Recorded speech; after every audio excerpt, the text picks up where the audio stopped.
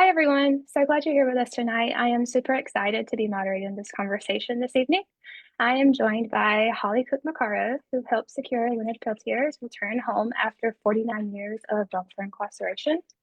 Tonight, we'll be diving into strategies that were used during this process, as well as how Indigenous perspectives can help influence policy in the future. My name is Lexi Locklear. Happy Wednesday and good evening. I am a member of the Lumbee tribe from North Carolina. I use she, her pronouns, and I'm the National Program Associate here at Advance. Just a little bit of background on Advance. We are the first and only national Native-led organization dedicated to building political power in Native communities. We take a holistic approach to create an ecosystem that focuses on leadership recruitment and support, civic engagement, data and research, and national coordination.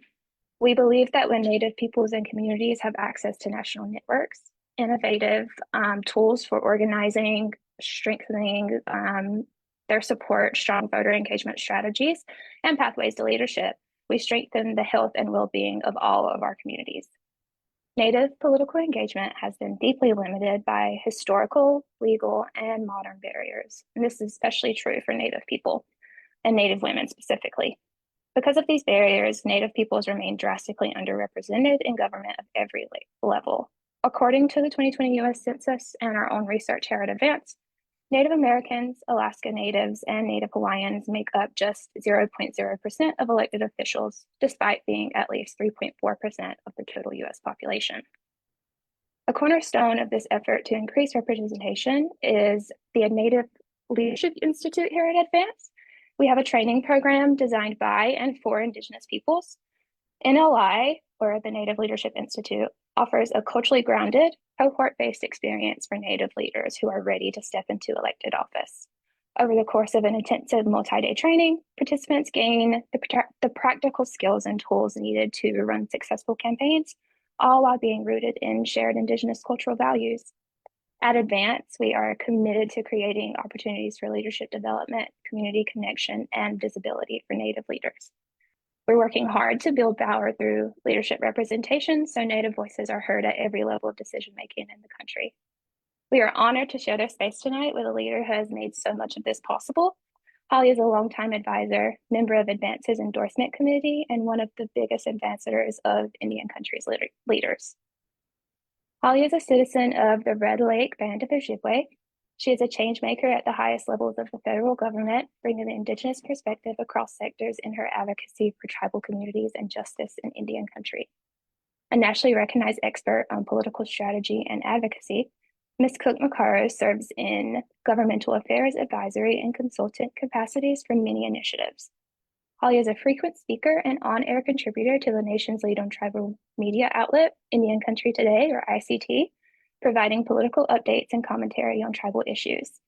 Holly is a principal at The Angle, a government relations firm specializing in advocacy, strategic consulting, tribal policy, and outreach. Thank you, Holly, for joining us tonight. Can you share a bit about how you got started in politics? What was that spark for you? I know that you spent a lot of time in DC. How did that, or did it shape your lens on federal policy and political power? Hi, Lexi. I'm happy to be here with you tonight. I'm going to introduce myself in my language. Anin Buju, Waganigijiguakwain, Dejanakaz, Makwak, Nindodam, Mesquagami, Wizagaganing, and Donjaba. My name is Hole in the Sky Woman in Ojibwe and Holly Cook Macarro in English. I'm from, as Lexi said, the Red Lake Nation in northern Minnesota, and I'm from the Bear Clan. My background in politics really began as a child, and I always give my mother, Lorena Cook, a shout out because she had my sister and I phone banking and door knocking, the door hangers the weekend before elections, fish fry fundraisers on Fridays at the local DFL headquarters, all the things that were just really a part of our lives growing up. So when I had the opportunity to move to Washington, D.C. and work at the White House in the Clinton administration, where I started as an intern, and then they kept me on staff before I went over for another year, and then I went over to the DNC to run the Office of Native American Affairs. But that opportunity to work in politics wasn't super intentional, but just had really been a part of my life for so long and working in democratic politics. So the working in DC and what that perspective gave me was really the immediacy of the impact of decisions in Washington, that the impact those decisions have in Indian country so directly. You know, when funds are cut, it's not really a trickle down effect in so many maybe non-native communities as much, but if Head Start is cut, that affects our communities immediately on the ground. And you know, things like that. I use that example because that issue is at play right now. And I think so, you know, being young and back in the day, I've been in Washington for 28 years and doing this work. But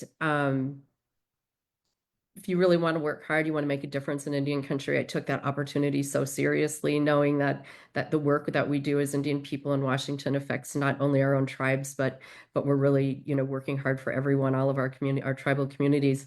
And because of that direct impact, it also, you know, presents great opportunities to make a difference in meaningful ways, right, you know, right off the bat. So it's been a terrific ride, and certainly this work in on getting a grant of clemency for Leonard Peltier was an extraordinary effort, and one that I always recognize.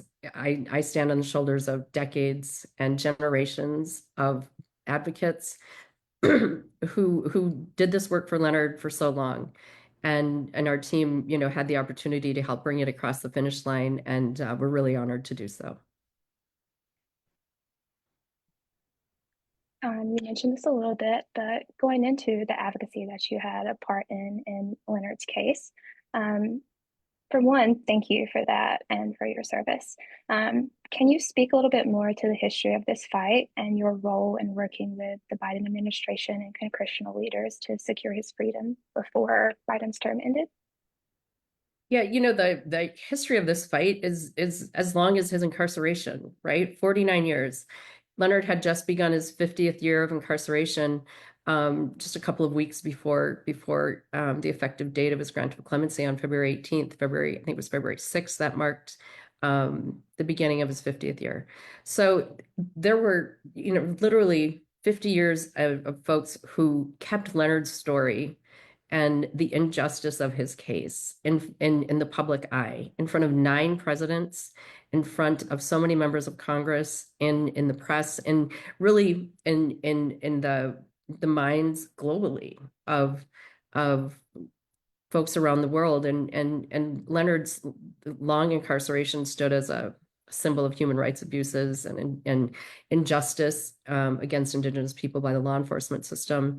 So the history of the fight is one, I think, almost.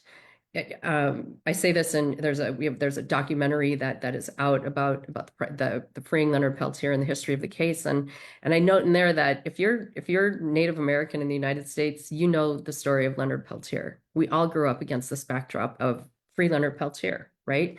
What I this process, I think, really is one, you know, of education, and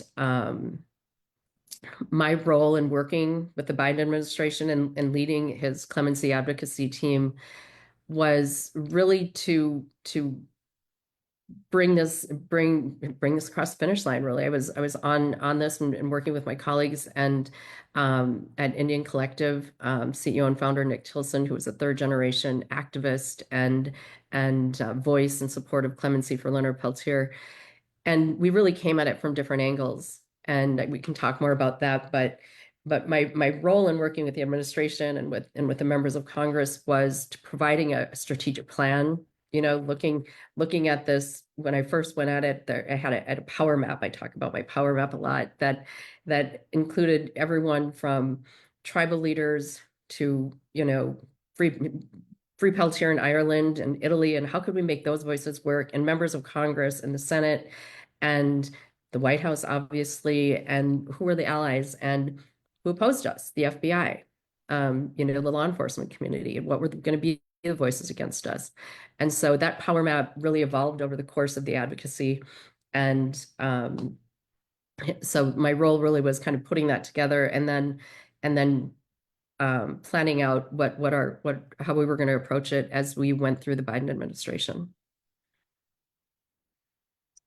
So hearing that there were some departments that gave you a little bit of challenges, what were the biggest challenges that you faced in working with the administration on this? Was it specific departments? How did you navigate? Absolutely. I have been, and I remain just surprised at the level of opposition that the FBI has carried out for 5 decades, and that they were proactive, not reactive, not responding to, it was, they would monitor when we were making headway or making an extra push, or if there was more press, about the effort to free Leonard Peltier. There's a group, the friends and family of the FBI, who were very active in monitoring any advocacy in getting Leonard out, and very influential within the department. And so the Department of Justice, through the FBI, their opposition, which held up until the very end, and I would say, in opposing us up until the grant of clemency was announced, was the biggest challenge. And it is what I think was had always kept Leonard in prison, was the FBI's opposition. There was a letter when we were working on the compassionate release from Director Wray. There was a letter from him that opposed parole. And there was a letter, I didn't see this one until after he'd been granted clemency, but they were largely the same. But it also surprised me that they trafficked in theories that had long been disproven and set aside. They themselves and the federal government had admitted they couldn't prove Leonard committed a crime. They didn't know, the ballistic evidence that had been withheld in his original trial, had been uncovered. There was so much that they still relied on and still put forth as fact that everyone else had set aside. So really the energy and the rage of the FBI against the getting Leonard out of prison finally, it surprised me. That was our biggest obstacle. Um, During his administration, Biden had a number of Native political appointees. I'm wondering, did that impact their willingness to work with you on this case, or did it play a part in any way? Absolutely. And obviously one of those appointees was absolutely critical to this. And Secretary Deb Haaland, who was vocal in her support for clemency for Leonard Peltier when she was in the House of Representatives. And then when she joined the administration, she she earned the respect of the president during her tenure as Secretary of the Interior, and really had was very cognizant of her role, though, as a team player, as a member of the president's cabinet. You don't get out in front of the president on things, right, that are going to be in front of him. And so I know there was some chatter like, well, why isn't Secretary Haaland doing, saying or doing anything? And that's because she was very cognizant of her role, and the best way to do this. She was strategic in her timing and her advocacy, and had Secretary Haaland not been in support when she spoke to President Biden, and when President Biden reached out to ask her these questions, that would have been the end of it, for Leonard. But she was in support. She really was. We kept in touch. I kept her apprised of the advocacy efforts and other intel that we had gathered, and where our allies were, and what we could expect would be also weighing, who and what we could expect would also be weighing in with the White House. And so her voice and those advocates within, I think, were very helpful to, well, Secretary Haaland absolutely critical. And then, I think part of this advocacy effort, this was an Indigenous-led advocacy effort for freeing Leonard Peltier. And it is part of kind of a renaissance in Indian country, both in visibility and representation. A lot of the work that ANPL is doing in ensuring that we have representation in elected office, and that pipeline that provided support for folks like me to learn, where the levers are in Washington, D.C. And there's a whole cadre of advocates now in Washington, Native advocates that are representing tribes, doing the work and fighting for us, not only in freeing Leonard Peltier, but on so many fronts. But it's all of that and having those voices and from community, the tribal appointees within the administration, it was all very helpful, from the Department of Justice to the Department of Interior to HHS. It was really critical. You've spoken a little bit about the process that it took to get Leonard's release, but can you walk us through a little bit of the key legal and advocacy strategies that you all used? Who was involved and what strategies did you use to successfully advocate for Leonard's release? So I had very closely with former federal judge Kevin Sharp, who was an Obama appointee to the federal bench in Tennessee.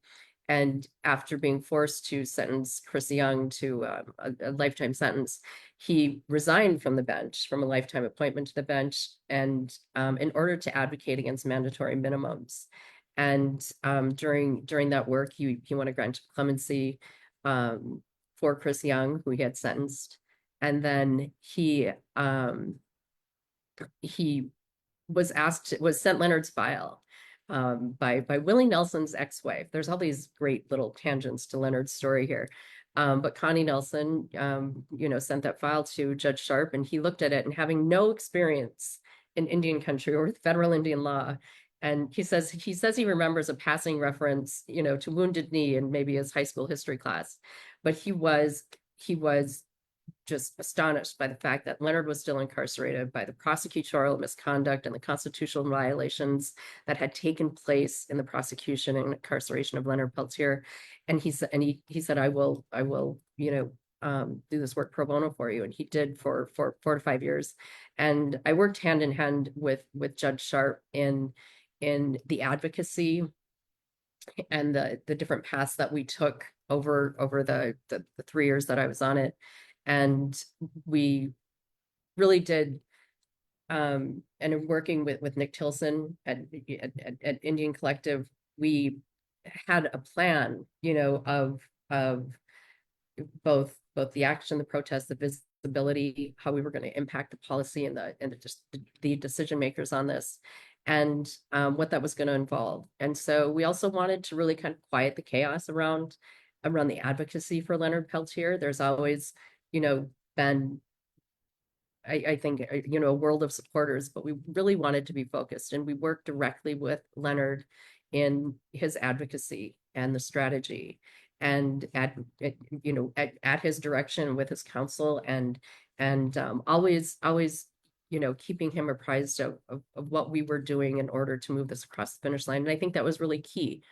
So the team that was I think put together and moved this was what I think comprehensive. There were a lot of tentacles to it. We were the leads in helping coordinate and kind of keeping track of all that. But there were folks that were advocating within the Vatican. There were folks that led organizations that advocated for clemency in general, that were working for Leonard. So we worked very closely with the folks at Amnesty International and their voices and kind of that global impact that they have. All of that was really critical. For those Native leaders who may be listening, what lessons do you think they should take from other grassroots movements who are listening? What do you think they should learn specifically from this process? I think this is part of the political evolution of tribes, really, in that we are at a place where Indian people are able to lead and advocate. But I've always found that there's this separation between the protest and the action, kind of at the grassroots movements, right? But that is so important to keep the visibility and to keep for the public support. And those things are important both to elected officials and kind of to the narrative, as showing that Indian country supported. And then there was what always kind of seemed like a separate inside game of the politics of Washington, right? And the players and the decision makers, but those two didn't always seem to really march together. So we were very intentional in putting out, we had on September 12th of 2023, which was Leonard's 79th birthday, we had an action outside of the White House in which over 30 people were arrested. And but it was to gain the attention of the White House, to show the visibility and the support of Indian country. And we had, you know, really worked on getting op-eds and press pieces, a social media campaign. It takes it, in something like this, all of those things are important, and old school relationships absolutely are important.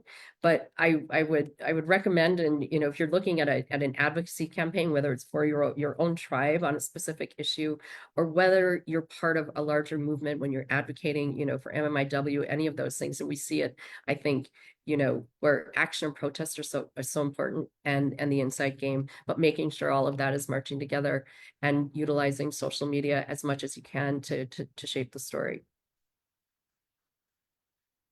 I want to talk a little bit more about inside out strategy. How did grassroots activism and legal advocacy intersect in this campaign? And what role, if any, did public pressure play? Absolutely.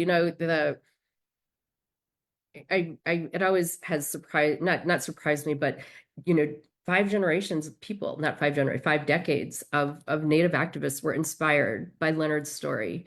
And I think we've rarely seen that, right? About one person's story that really galvanized people to go to the streets, to march, to write letters, to advocate. There are so many people who have said, I wrote to Leonard, or I wrote a letter to a member of Congress, or I wrote a letter to one of the 9 presidents who had the opportunity to review and decline to grant him clemency. And so I think that we marrying all of that activism into what we have, all the inside players, that's really kind of come together in an extraordinary way. Thank you. I want to ask you a question about looking back and then follow up with one about looking forward. This serves as a model for successful advocacy in systems not built for us. Looking back, if we go back to the very first days of the campaign, would you have done anything differently? It's hard to armchair quarterback, right? Looking back, you did ask about legal advocacy and public pressure, and the legal avenues had largely been, exhausted for Leonard when his appeals were denied, and what remained were kind of inside games that we did with uncompassionate release. And I guess the legal advocacy and strategy and public pressure that went into that, it was extraordinary. And I don't know that I would change it. I guess sometimes I wish, the clock might have moved a little more quickly, but as we all know, as Native people, the work of the federal government can often grind on pretty slowly. And so I don't know that I would have done. I obviously wish Leonard would have gotten out earlier. He's now 80 years old, and he's out, but he is in the sunset of his life, and every day that he was in there was a day that was taken from him. And so it is, if there's one thing I would have done differently, is maybe not have focused so much on the internal compassionate release, but that was a real opportunity for us that we couldn't pass by. And as the clock was ticking, we always knew a grant of clemency would come towards the end of the administration. And 2024 was really a kind of a monumental year in terms of everything we built towards in that time before. We were really working towards an administration consideration of compassionate release for Leonard. And the FBI step, we had made terrific progress, had some real allies within the Bureau of Prisons. And the FBI shut that down with a letter from Director Wray. It was denied in March of 2024. And then we turned then towards his parole hearing. And his parole hearing was held June 10th. And it was a it didn't go well. Leonard has diabetes. He was receiving shots of insulin 3 times a day, I think, and he didn't receive his shot of insulin. It was a long day. It was, the atmosphere and of complete kind of disrespect for even the process, the consideration of a man's life sitting in front of you. And it was, in a waiting room of the federal prison at Coleman in Florida. And watching the show of force that the FBI put put out there. At one point, we caught them eavesdropping on Judge Sharp and Nick Tilson and I as we waited in the medium security facility that day at Leonard's parole hearing.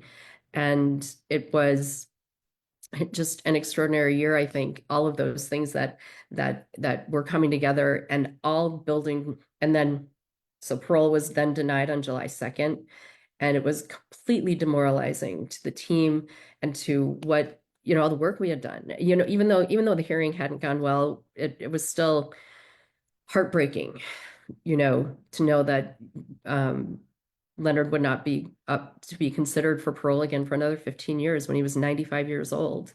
And, we had real concerns about whether he would survive that, given the lack of health care that he was receiving at that time. Um, and just watching that go down. So at the point when, he was denied parole, we kind of regathered ourselves, and turned very much towards the effort at clemency, knowing that it was likely to be um, his last best chance at getting out, no matter who was elected president, because, as I said, these grants of clemency are traditionally done, at the end of an administration. And Leonard surviving even another 4 years in federal maximum security facilities. That was another effort by the FBI, is that they fought against all those years. Leonard was held until the very last day in federal maximum security facilities. They fought against a reclassification that would have allowed him to either be home, closer to family, and closer to better medical care. And so he remained he used a walker when he was in Coleman. He's not using it now. He's gotten a lot stronger. But it all of those things that year in 2024 that came together, it was I talk about the timing of all of this, and part of what got us across the finish line at the end, and is the fact that we had all of these things in place, that we had the first Native American cabinet secretary who was so influential. And then we had a president who was not only at the end of his term, he was also at the end of his political career. He didn't have a wife who was running for the Senate or for president. He didn't have those same political considerations or baggage, and was really coming out of a year where I don't think he had much empathy for the FBI, given what had gone down in the prosecution of Hunter Biden, so his son. And all of these things came together at a time when also we had a very focused team, and on working all these levers. It is evident the care that you put into this work, and I just want to thank you again for your dedication. This case appeared in headlines across the country with such a monumental decision after years of dedicated work from not only you, but like you said, the generations before you. Looking forward, could this case set a precedent for re-examining past injustices against Indigenous leaders? Said another way, how do you think that the world changes as a result of Leonard's release? It's been, I had the opportunity to, with the documentary, to go to Australia. And I, even and that trip really represented to me the joy that Indigenous people around the world had at seeing Leonard Peltier being freed and going home, and what it really represented You know, the story of Leonard's case was more well known in Europe and abroad really than it was in the United States. And I think that's part of the effort as well. There was an FBI narrative that they put forth that wasn't about the truth, that wasn't, and that really kind of fought to keep his story down. So the I think, but this definitely, I think, sets a precedent for, I think, an awareness of justice in Indian country, and the looking at what the federal government kind of did to Indian country, and in terms of prosecution over the last several decades, the historical relationship between tribes and the federal government and law enforcement in Indian country back in the 70s is certainly different than it is now, but we still face some of those same problems. How can communities continue to build momentum after a major victory like Leonard's release? How can they do this to ensure long-term systemic change, like we were talking about before? I think and the documentary that's coming out, I think it's also going to be educational for Indian country, for those who also were susceptible to the FBI narrative that was put out, that created questions, about Leonard's guilt or participation or any of those things, when really, when you look at the facts of this case and things that I really pointed to in when this was about justice and about the injustice of Leonard's long incarceration. And I think that we can take this and point to, when we say that Indian countries had a fractured relationship with the federal government in combination with the boarding schools and the treatment by Native Americans by law enforcement. We really um, can point to these things, the recognition that by President Biden, that and by granting him clemency and commuting the remainder of his sentence, he is limited to home confinement with restrictions, and that certainly was a result of the FBI's efforts up until the end.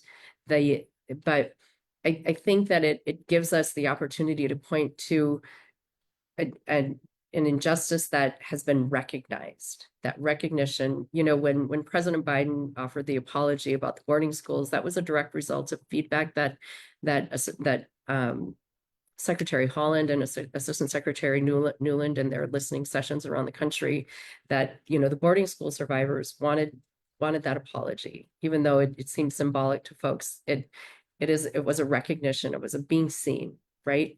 And so I think Leonard's grant of clemency by President Biden is also a recognition of the historical treatment of Native Americans and Indigenous people by the United States over the decades, and that recognition and that kind of being seen is a place for us to continue to build upon. So I would say, I don't know if it sets a precedent so much. I don't know that there's another case like Leonard's, but it certainly gives us a place, to as a foundation and a realistic place that we can point to, where this happened to us, and as a people, Leonard represented so much of what has happened to Indian people, right? The prosecution, the just his long incarceration, the efforts by the FBI, the denial by the federal government, all of these things that were in place, the injustice of his case and 5 decades in prison, which is really incomprehensible, I think.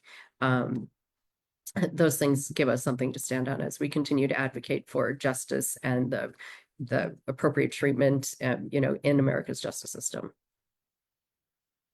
Thank you.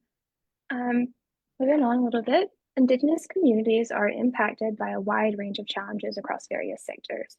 With so many interconnected and urgent issues facing so many people, how do you stay focused on just one? Come on, Lexi, we're Native women. We can multitask. So, and this really is what we have to do. We're Native people, and we'd often get that question, with the mascot issue, right? Like, oh, aren't there more important things for you to be working on?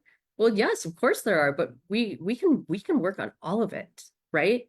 When things demand change, we can do that. And I think that as Indian people, as Indian women, who we see really stepping forward so much now, we we see the interconnectedness of it all. And I think, our Native women are at the core of our communities and our families and our tribes, and holding things together and doing many things at once. And this is just another example of that.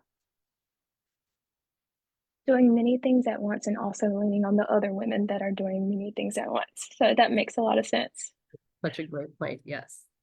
In the face of an ever-growing, uncertain political climate, what are some ways that Native folks can continue to build and sustain power within their own communities? That is something I've been putting a lot of thought to as we face some of these challenges from the Trump administration, and and then looking back, even at the elections. And it could be, I often say I feel like I have the same conversations every 4 years with political parties. And it could be Democrats or it could be Republicans, that and then after the election that we complain about what didn't happen. The party didn't do this, the party didn't hire a staffer, the party didn't invest enough, whatever party that is. I also have those same conversations after elections. And I really think that it's time, that we look at ourselves and say, let's do it ourselves. Let's build that infrastructure. Let's have a national voter file. Let's put together the the staff, where you're going to have Native vote directors, on local levels, on state levels, that coordinates and really both helps educate Native voters and helps educate candidates about Native issues. That some of this work ANPL is doing, but putting together a national structure, maybe with a roundtable of leaders and folks who are making sure that we are coordinated and doing that work ourselves, so that when we have these victories, when we bring Arizona across the finish line in favor of one candidate or another, that we can claim those victories. Those will be ours. So I think for Indian country, we we we have that work in front of us of building the sort of voting and infrastructure, and the foundations of civic participation that we really need, and that we have sometimes over relied on the parties for. And they're just not going to do it when there's political parties, for a reason, are self-interested, right? You're going to get an investment if you're a swing state or a congressional district that has a real fight for it. And if you're not, you're not. And for decades, and cycle, usually these things, the cyclical nature of where the swing states are, can really last for decades. And I think that's the situation that we're in. Luckily, we have several states that have significant Native voter populations, and so those we are seeing some investment and attention paid, but putting together that infrastructure, I think, is a lesson we can learn from 2024. It's so cliche, but we are always stronger together. That I have been playing that in my mind the past couple of weeks over and over again. Just that simple cliche, we are always stronger together, and that has been giving me some hope. Um, so a little bit of a conversation switch. We're going to go to a little bit of a lighter question to end our conversation out. Two questions, actually. First, what's a book or movie that has impacted you recently and why? Well, it probably won't surprise you, it's a political one, but I read Fight by Jonathan Allen and Amy Parnes from Politico. And it was about the 2024 election, and both the transition of the candidacy from Biden to Harris, and then the workings of the Trump campaign. And as someone who's worked on several presidential campaigns, I found it fascinating, and the comparisons of the first Trump campaign to the second, how the planning, the professionalism, and just really the difference in tone, of where the Democratic Party is now. And I know that some of this is not partisan advocacy, but it just really talked about politics in America, and where messaging was off, and where candidates misread or invested, or what really resonated. And it was really informative to me about the reality of the work that Indian country needs to do too, about educating the trust and treaty obligations of the federal government to Indian tribes. This isn't a handout. This was in exchange for many resources and land cessions from Indian country. And even though this is 2025 and we think we've made so much progress, and we have, there will always be work to do, given how we have new elected leaders every 2 years in the House of Representatives, and also in the Senate. Thank you for sharing. And then last question. If you could have dinner with any ancestor or historical figure from your community, who would it be and why? You know, I'm from Red Lake, as I mentioned, and at Red Lake, we're always proud to say that we have a higher level of sovereignty, in the competitive nature of tribal sovereignty. Um, but and we say that for a reason. We say that because we hold our lands in common. We didn't ever agree for our lands to be allotted, and our tribal chiefs back in the day, the leaders of our 7 clans, chose that. We also are specifically exempted from Public Law 280. The bill language says except for the Red Lake Band of Ojibwe Indians. And so that means that on, just under 1 million acres in northern Minnesota, we have an unallotted block of land that the tribe and the federal government have exclusive jurisdiction over. And it has kept our community both strong in culture and language, rich in those things, poor in others maybe. But I would love to sit back and see what informed that in our old chiefs. Like, what told them that would make us stronger generations down the road, that it would keep Red Lake's language and culture and community and all of those things in place, that what made them see that.